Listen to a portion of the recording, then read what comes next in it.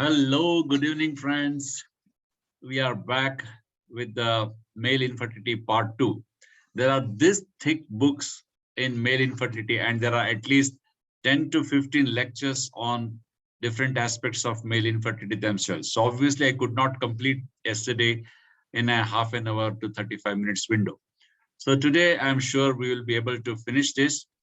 And before that, I would like to thank all of you for very sincerely, studiously coming and logging in. And I'm sorry that, at a time only 100 students can join the group. That's why I created second group called Learning with MVP, and that got filled up in 24 hours, 265, 67 students. So today, this evening, I created a third group called Learning with MVP Group 3, and with the sole intention that as many PGs in India as possible can join that groups, so that you will all get the invitation to the live lectures. And these live lectures I would put up on YouTube after some time, because I want PGs to join live, because when you join live, at least that's a forced time for you to log in and listen to me. Because if it is in the YouTube, you will think that it is there in the YouTube. Let me see some whenever I'm free, and you will never be able to see that. Circumstances are such. So that's the only intention, that I expect all the PGs to join in live. So that would be better. So let us continue with the management of male infertility. Yesterday we saw the causes and the categories and the classifications, investigations of male infertility. Today, let us talk about the management. Management obviously has to be as per cause. And I told you yesterday, it is broadly divided to pre-testicular, that is mainly hypothalamus and pituitary, testicular, that is in the testis, the problems, and then the post-testicular, that is the transport and the deposition of the sperms. So the management has to be on these lines only. Even if you call them by different names like endocrine problems or testicular problems, or later the other problems, it is all the same. So pre-testicular, most of these can be treated with hormone manipulation. As I said, they are somewhere related to hypothalamus and pituitary. If there is hypothalamic hypogonadism or pituitary-driven hypogonadism, what we call hypogonadotropic hypogonadism, that particular case will definitely respond to our exogenous injections of FSH, LH, or even if you don't want to give gonadotropins, we can manage them with clomiphene citrate, as we do in case of ovulation induction. So clomiphene citrate can be given to men also, but the dosage is different. We give in 25 milligrams, maybe we give for 1 to 2 or sometimes even 3 months. So that would somehow bring in FSH and then hope that things will improve. But as I said, there is a limited role for hormonal manipulation. I'm going to talk probably in the next slide where exactly it can help. As far as testicular problem is concerned, I have told you yesterday also, they are largely irreversible, but can be treated with ART if sperm is retrievable. Many diseases like that, we don't know the exact cause or exact pathology, pathophysiology sometimes, but we know how to treat them. For example, the famous preeclampsia. Till today, from my undergraduate days till today, we don't know the exact cause of preeclampsia, but we are treating it. We are treating with antihypertensives, we are treating it with anticonvulsives, we are treating it by delivering her, and we are really somehow managing it. Many other diseases also where we may not be knowing the exact cause, but we can treat it. Even corona, for example, we know the cause of corona, but we don't know exact treatment, but we control it. So similarly, even though we cannot reverse the testicular problems, we can treat it somehow with art. If you recall my yesterday's very first slide, or maybe the second slide, where I set the tone of the talk, or I told you the secret or the climax of the talk is that, ultimately male factor infertility, it is mostly assisted reproductive techniques. Thank God, at least we can do that. Otherwise, it would have been very, very difficult to treat male factor infertility. Female factor infertility, definitely there are different options. There are different treatments. You can induce ovulation. You can treat endometriosis. You can treat, fibroids. There are many, many options, but the options are very, very limited as far as male factor infertility is concerned. Post-testicular, again, as I said, you may reverse a vasectomy, you may reverse certain blocks and things like that, but by that time already there would be some amount of damage occurred. There will be patency, but there won't be any use. That is exactly why we have to treat them with ART only, with or without microsurgery. I'm going to talk in detail about them. So what is the medical treatment or the hormonal treatment? Specific hormonal treatments can be effective in known endocrine disorders such as hyperprolactinemia. As I told you, this plays a big role in men also, causing infertility. So like in women, we can give cabergoline and bring down the hyperprolactinemia. That would improve spermatogenesis. That would improve everything. Hypothyroidism. Again, like in females, we have to bring down the TSH to less than 2.5, and we have to use thyroxine. This helps in a big way. Congenital adrenal hyperplasia, where there will be a lot of cortisol, that will hamper the spermatogenesis. So that has, adrenal hyperplasia. So we have to treat it with cortisol. Hypogonadotrophic hypogonadism. I already told you in the previous slide that either we have to give GnRH analogs or GnRH injections, or gonadotrophins straight away can be given, FSH, LH, or clomiphene citrate also. But in general, medical treatments have limited role, especially in idiopathic male infertility. If you do not have any identifiable endocrine problem, simply giving these things is not going to help at all. One more I would like to add to this list is that if the person has got diabetes, sometimes they get very early in life, it has to be treated again. Just a treatment of that would be sometimes very useful. Now, this is one of the very definitive tablets that are given for oligozoospermia. There are umpteen number of formulations. As I told you, quacks have their own set of drugs, and there are herbal medicines, natural medicines, this medicine, that medicine, and men would go to the extent of taking anything and everything because they cannot just accept that they do not have enough sperms. So whatever you prescribe, they would take it. But this one particularly has been in the main formulary of most of the infertility specialists dealing with male factor infertility. Let us look at this a little bit carefully. It's an antioxidant. It plays an important role in forming the membranes and other structures within cells by fighting the effects of oxidative stress. To that extent, yes, it looks very logical, plausible. Daily supplement with coenzyme Q10, 200 milligrams, can help improve sperm motility. So this is the, the fact file, I would say, of coenzyme Q10. But meta-analysis of 3 trials, including 149 males in CoQ10 group and 147 males in the placebo group, there was no evidence in the literature that CoQ10 increases either live birth or pregnancy rates.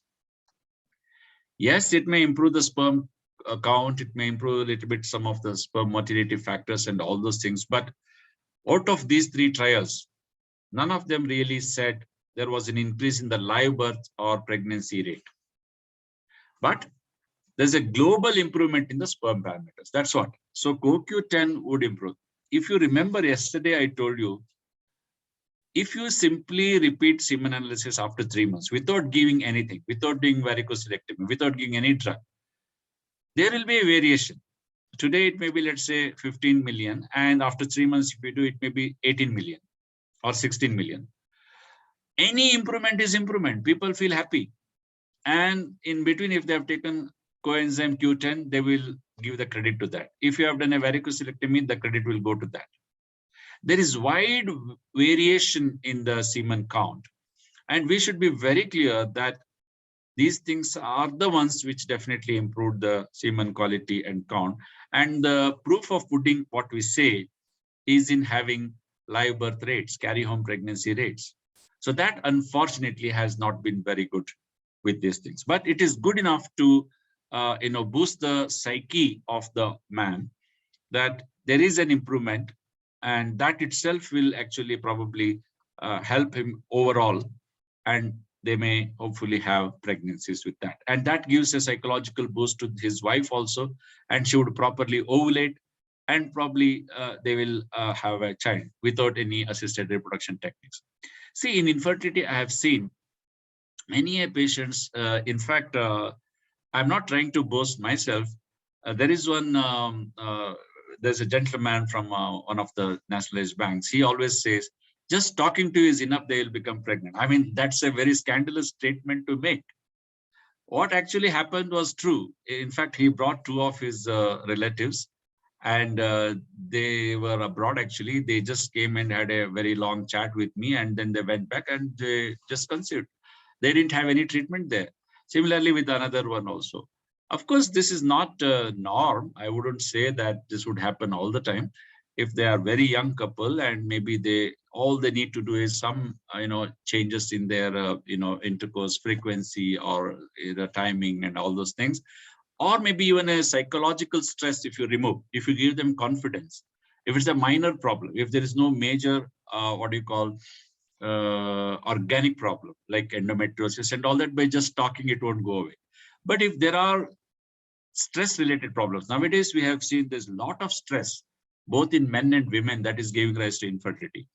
Especially we read in all the time in the articles that in the IT industry, where they work overtime, especially in India, sometimes they come home only at around 11 o'clock, 12 o'clock, 1 o'clock, and they won't be even in a mood to have a sexual activity. How can you expect them to have children in that case? And also in the olden days, they used to say, go on a yatra and things like that. And they thought yatra is going to help. Maybe yes, because they are relaxed in that yatra period. They are out of their stressful areas. Everything will have its own effect. So we can't just brush aside anything as such. We have to be very optimistic. We have to be hopeful, and we have to keep talking to them. We have to keep giving them. Unless a person, it is said, dies without producing a child for a good amount after trying for a good amount of time, nobody should be called a sterile person. It is wrong. In fact, I don't like people in the movies and in the the TV serials and all that, just saying being not able to conceive is a curse, it is like a bond, this and that. All these kind of dialogue should be removed from the thing. Nobody is sterile. You may be subfertile. That's another matter. And also, I have read, when in the early during my formative years, that even without any treatment, sometimes they conceive on their own after 6 years. Maybe just things are okay. Of course, again, the caveat is that there should not be any anatomical problems or organic problems, or which are sort of really genuine causes of infertility. But these other causes, they will just take care of themselves. So I think coenzyme Q would improve the sperm quality and count, and that will somehow psychologically benefit both husband and wife, and they may conceive. Adequately powered, robust trials of individual and combination antioxidant therapies are required to guide clinical practice. So that's the final statement that has come out. Now I turn to the primary testicular failure. I have already told you this is very, very difficult to treat, and mostly it is irreversible. No effective treatment to restore fertility. If there's primary testicular failure, nothing can be done much. So it's just a waste of money. Men undergoing chemotherapy, which is definitely going to destroy the testicles, so should be offered cryopreservation of semen, or surgical sperm retrieval with assisted reproduction. The oncofertility is coming in a big way. Or of course, if there is nothing that can be done, donor sperm. And donor sperm is relatively easier compared to donor egg. In donor egg, you all know that you have to stimulate the other lady and she has to undergo an invasive procedure and all those things. But donor sperm is not that difficult. Of course, you have to screen the donor, and donor has to be less than 40 years, as I told you yesterday. Reversal of vasectomy. Yesterday, I invoked, or I remember Dr. Kaulgood, if you remember. That is the particular slide that he was referring to, and it is now come in RCOG, treatment protocols as well. The success depends on the skill of the operating surgeon, obviously, when you are doing a reversal, surgical technique, the time of the initial surgery. So if you are doing reversal after many, many years of vasectomy, the success rate, anatomical patency is good. But in terms of becoming pregnancy is not very good. The pregnancy rates seem to decline with increasing time due to increasing rates of anti-sperm antibody development and secondary epididymal obstruction. Dr. Kaulgood told this in 1982 when I was in second MBBS, OBG posting, first posting. We were all shocked when he said that I'm not going to promote vasectomy. I'm going to promote only tubectomy. We were thinking, why is he talking like that? So then he told, this is now RCOG 2004. He told in 1982, he told that, vasectomy, if you do, and later for any reason, if you want to do reversal, you may do reversal, but there will be anti-sperm antibody development and he will be permanently sterile if you have done that. So now everything makes sense to us. So we have to be very careful when we say you have to undergo vasectomy. Yes, of course, there are very particular situations like, even heart disease pregnancy and all that, where you would feel that tubectomy can be, a little difficult for the lady. Even there also, Dr. Kaulgood used to say, tubectomy is still better. Of course, you can do it at a time when she's totally compensated. Vasectomy, he was not really for it. Surgical sperm retrieval is one of the boons for sort of primary testicular failure, or if there is a problem, major problem in the testis. Sperm can be retrieved from the testis or the epididymis for uses in IVF and ICSI. After all, in ICSI, you need only one sperm per egg. So common indications include obstructive causes. This is the commonest cause of testicular retrieval because the sperms are there, but they are not coming out. Or severe male factor infertility, very, very few sperms. So they are not good enough even for a sperm wash technique or whatever it is. So those are the cases where you go for testis or epididymal retrievals. Ejaculatory failure. Suppose there is retrograde ejaculation or premature ejaculation or ejaculatory failure totally. Those are the cases for sperm retrieval. What are the techniques of surgical sperm retrieval? Techniques for sperm retrieval from the testis. There are two retrievals, I told you, testis as well as epididymis. Techniques are testicular sperm aspiration, TISA, very simple technique. Testicular sperm extraction, TIS, and microsurgical TIS, this is more finer. Sperms from epididymis can be retrieved by microsurgical epididymal sperm aspiration, MISA, or percutaneous epididymal sperm aspiration, PISA. Okay, all these are ISA, PISA, TISA, MISA, and also sounds very, intriguing. But anyway, very simple and easy. You can take a screenshot of this if you like. You can actually, as a gynecologist, you yourself can do this. But wherever there's luxury of urologist, we always call them, and they do a better job, I think, than us. So in Manipal, actually, we call them, even sometimes, they come and to our OT and they do it. Surgical sperm retrieval success rates. Fertilization rates and clinical pregnancy rates to be significantly higher with the use of sperm from men with obstructive azoospermia as compared with non-obstructive azoospermia? Obviously, in obstructive azoospermia, that means there is good amount of sperms, good quality sperms in the testis. Only thing, they are not coming out of the epididymis. So those cases, there will be better success. Whereas, suppose there is a non-obstructive azoospermia, means that there is problem in the testis itself, at the spermatogenesis itself, there is a problem. So those cases have got less success. I think it's very easy to understand. Almost 100% in obstructive cases. Success rate is almost 100%. That means sperms are there. Very good sperms are there, but they were not coming out. So you have to just do the sperm retrieval and success is 100%. Whereas approximately 50%, it comes down to 50% in a non-obstructive case. So I think this is very, very easy and clear. Unproven therapies. Now I come to those unproven therapies. This is very, very sad story, but people are trying this. Antibiotics and NSAIDs for leukospemia, not recommended. Yes, of course, you do any semen analysis, they will say 2 to 3 cells per hyperfilled, WBC, this and all that. You can ignore that. Actually, unless there is a totally purulent sperm or something like that, then of course, you have to do culture and treat them. Otherwise, just seeing 1 or 2 WBCs, you don't have to treat them with antibiotics or NSAIDs. Not recommended at all. And these are very recent recommendations, May 21. Vitamin E and other antioxidants. You can give, of course, you can give vitamins. Who will say no for vitamins? That too, these are vitamin E and all is okay. Antioxidants, okay, welcome. They generally help in life. But efficacy as far as improvement in male infertility is unproven.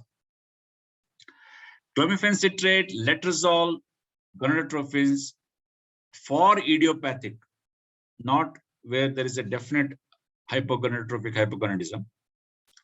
Dyspermatogenesis or idiopathic male infertility, not recommended. Just don't give. In fact, clomiphene citrate has got its own problems. It's not that it is always nice. So if you give it for long therapy, that's what we usually do in case of men, it can have its own problems. Same story goes with gonadotropins. They are all double-edged weapons in a way. You have to use them very, very carefully. It's like playing with the fire. Dietary supplements, fish oil. As I said, these men are ready to eat, drink anything that you prescribe. But results are inconsistent. Lifestyle changes. Okay, there is some hope here. Avoiding tobacco, marijuana, excessive alcohol intake, and obesity might be useful for optimizing spermatogenesis. The problem is this they will not do. Avoiding tobacco, no chance. Avoiding alcohol, no chance. Avoiding obesity, very difficult. So other things, you ask them to take something positively. Yes, they can do it. But abstain from alcohol, abstain from smoking, abstain from eating sugar, no chance. Now I come to this most controversial slide, varicocele repair. Yesterday I gave you a hint that, if you are a urologist, you will swear on varicocelectomy. If you are an infertility gynecologist, then you will say varicocelectomy is not at all useful. So it depends upon who is talking. I'm a gynecologist, so I will say the degree to which varicocele repair improves pregnancy rates and success of ART remains controversial. It's not from a pocket, RCOG Press 2004. Nice guidelines are very, very popular in India and elsewhere in the world. Recommends that men should not be offered surgery for varicoceles as a form of fertility treatment. So they're so dogmatic and they're so very clearly, loudly told this. And because it does not improve pregnancy rates. Yes, there will be some improvement in the sperm count, there will be some improvement in the motility, there will be all those things, but pregnancy rates are not so good. So I don't know whether you should really, push a person into varicocelectomy. since I'm talking to gynecologists, I hope you will all agree. But if I give this talk in a urology conference, I will not be accepted. However, always there has to be a however. Nobody actually, even nice people, cannot say like that. So, however, evidence from a RCT indicates that varicocelectomy significantly improves semen characteristics and the chances of pregnancy within 1 year of follow-up. See, there is so much of literature, so much of articles. You can manipulate the talk in any which way you like. It all depends upon which article you read, how you read it, how you critically analyze, who has done this study, where it was done. All these are very important. That's why we have journal clubs in postgraduate classes. The journal clubs are the ones which will tell you how to critically read an article. Just because 1 or 2 articles come, if they are not randomized control studies, or if they are not meta-analysis, if they are not systematic reviews, just quoting 1 or 2 articles is not good enough. Okay. Overall evidence is stronger with regard to improvement in sperm parametics, but less convincing for this translating into higher spontaneous pregnancy rates. You may get so many penalty corners, but what counts in the end is goal, isn't it? So may also correct the serum testosterone deficit. That's fine. Now I come to the treatment, that is assisted conception. The number and quality of sperm that can be recovered either from the ejaculate or surgically determines available options for assisted conception. So it depends upon what is the sperm count.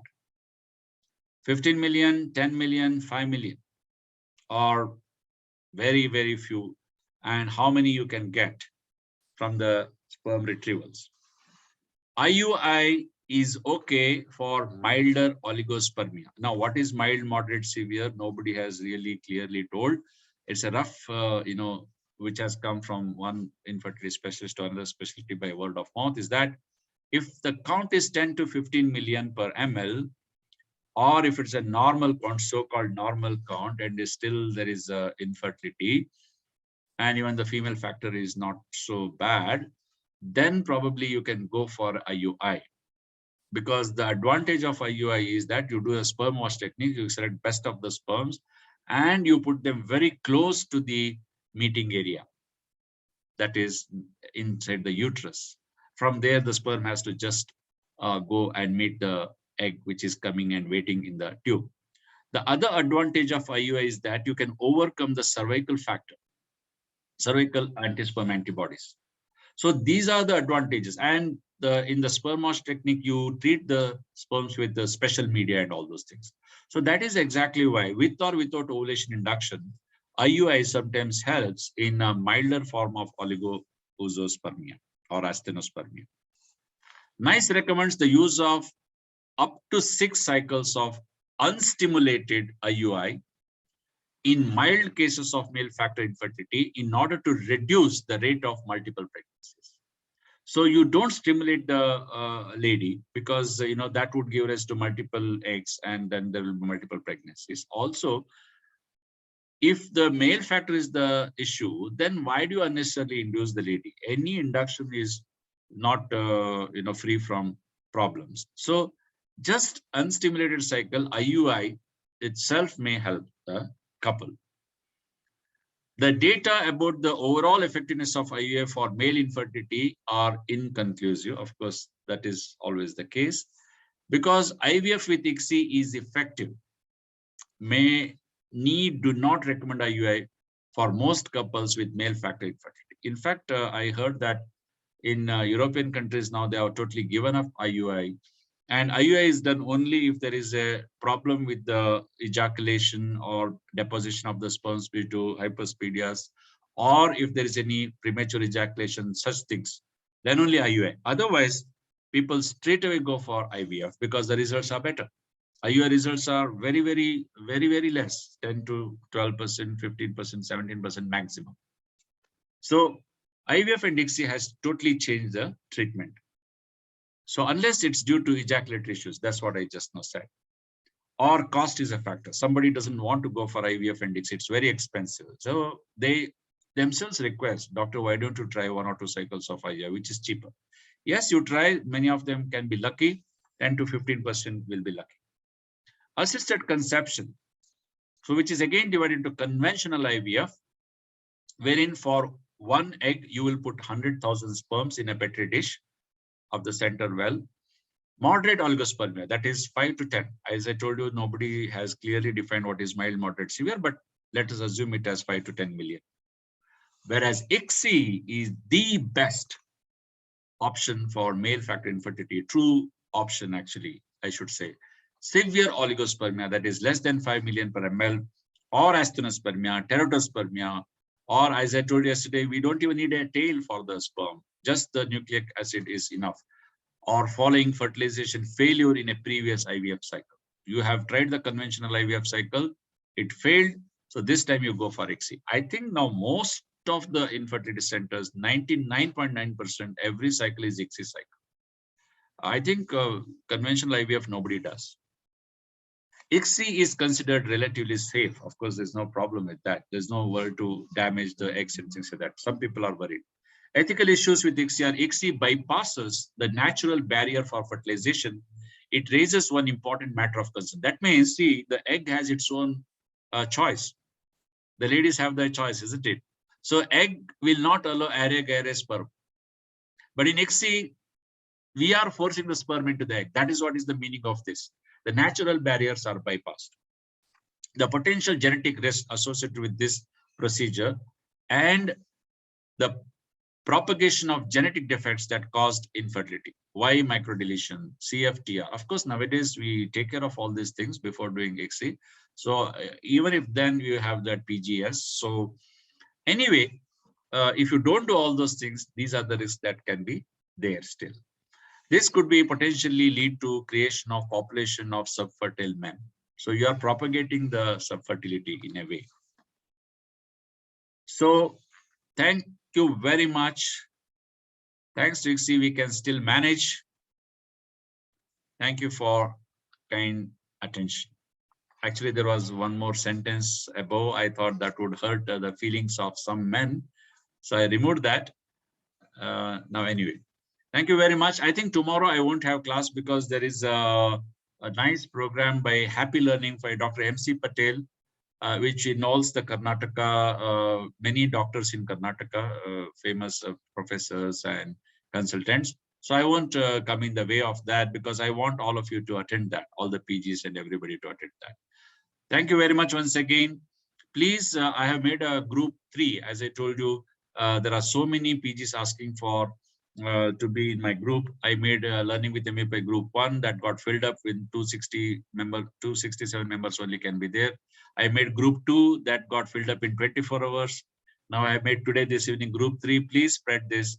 I want as many PGs as possible to be benefited by these lectures, if not live, at least through the YouTube, because it is easy for me to announce my lectures and YouTube links in that instead of sending to individual PGs. That's the only intention. Thank you very much. Have a great Republic Day, day after tomorrow. Tomorrow I won't be meeting you. Maybe I will send you a song tomorrow. You can all listen and enjoy on the eve of Republic Day. Thank you very much.